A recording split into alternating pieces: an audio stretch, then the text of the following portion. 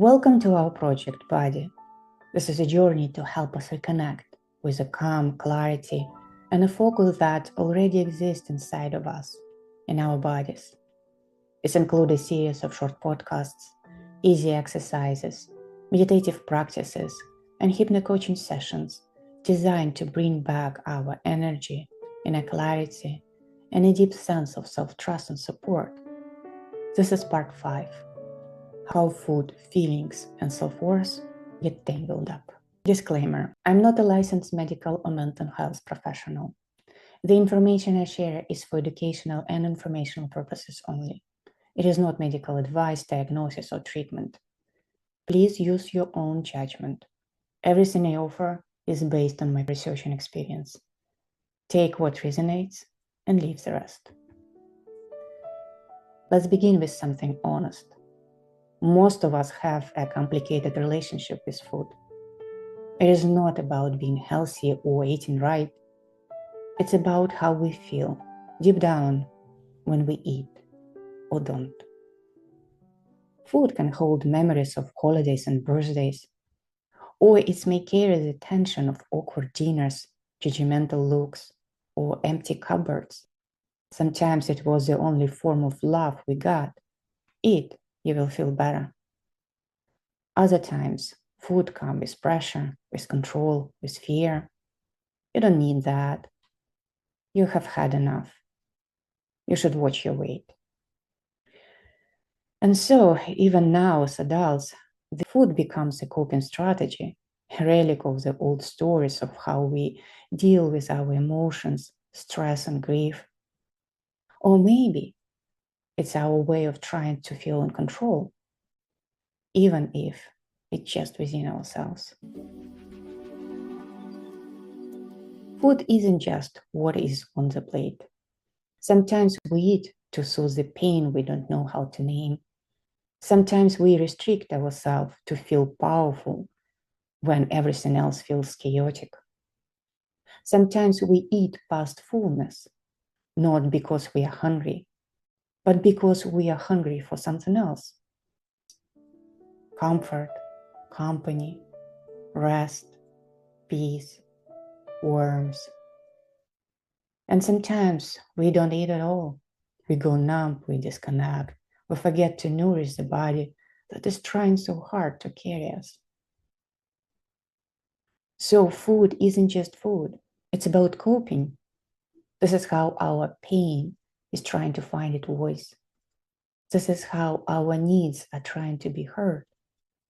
This is how our parts are trying to be seen without knowing any other way. Where did we learn to treat ourselves this way? Let's slow down here. What were the unspoken rules about food in your family growing up?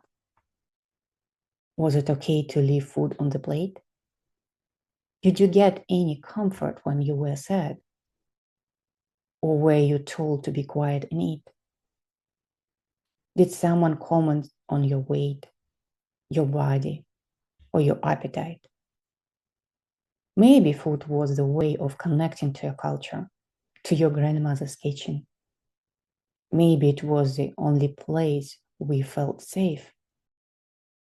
Or maybe it becomes a battlefield, something others were trying to control because they didn't know how to meet our emotions.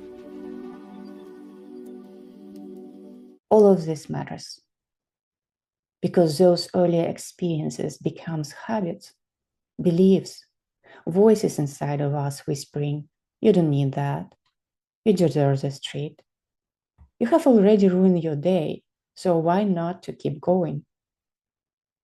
And we confused food with worth, hunger with weakness, fullness with failure, restriction with pride, control with safety. And it goes even deeper. Picture a baby crying. Maybe they are frustrated. Maybe they are hungry. How does a caregiver know the difference? They guess. They use their empathy. If they're in touch with their own feelings, know how to soothe themselves. They may guess correctly what the baby needs.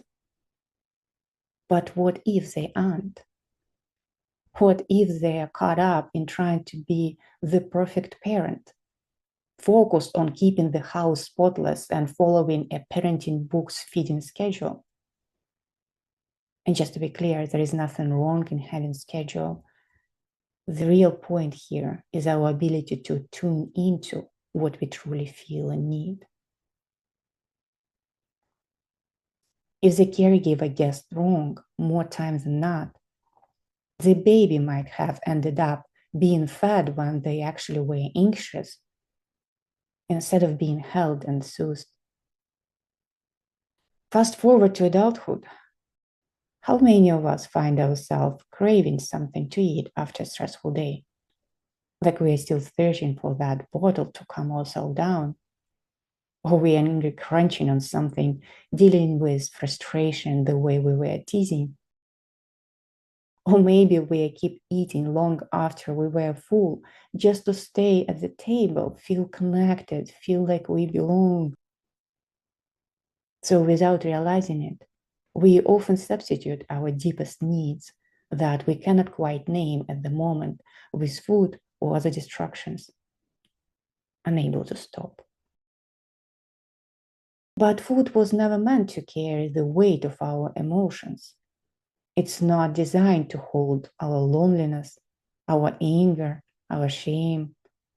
It's not supposed to replace a hug, a cry, a hard conversation. And yet, for many of us, it did for a long time. What can we do instead? We don't have to stay stuck in the same old patterns forever.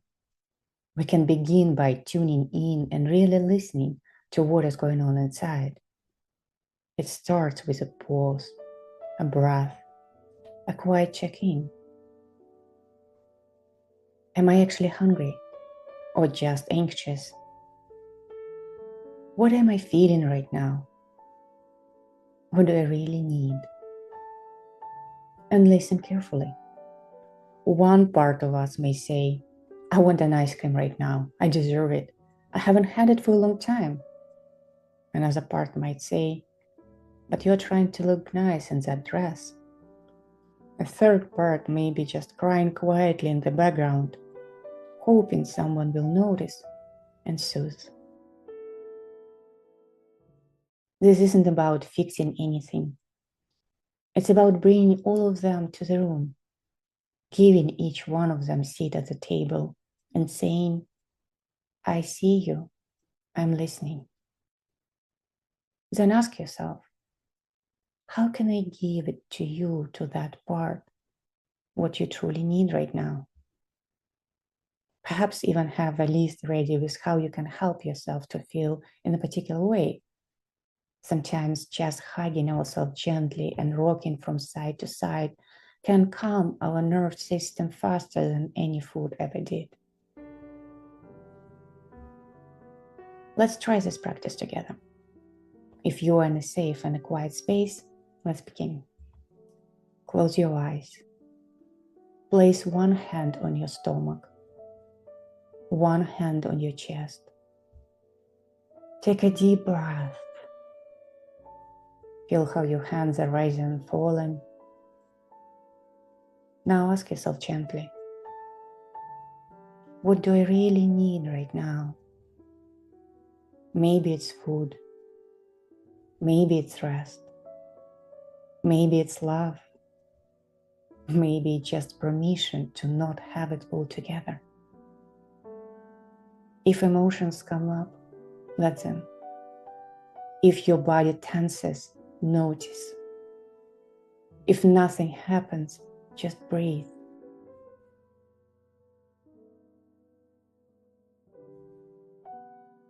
You don't need to analyze. You don't need to judge. You don't need to decide. Just sit with it. Be the one who stays.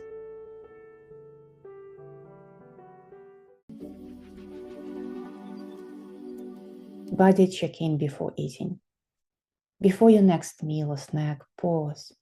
Ask yourself, am I physically hungry, or is something else is asking to be fed? Notice where you feel hunger in your body, and if it feels emotional, physical, or both. And later today, take a good care of yourself.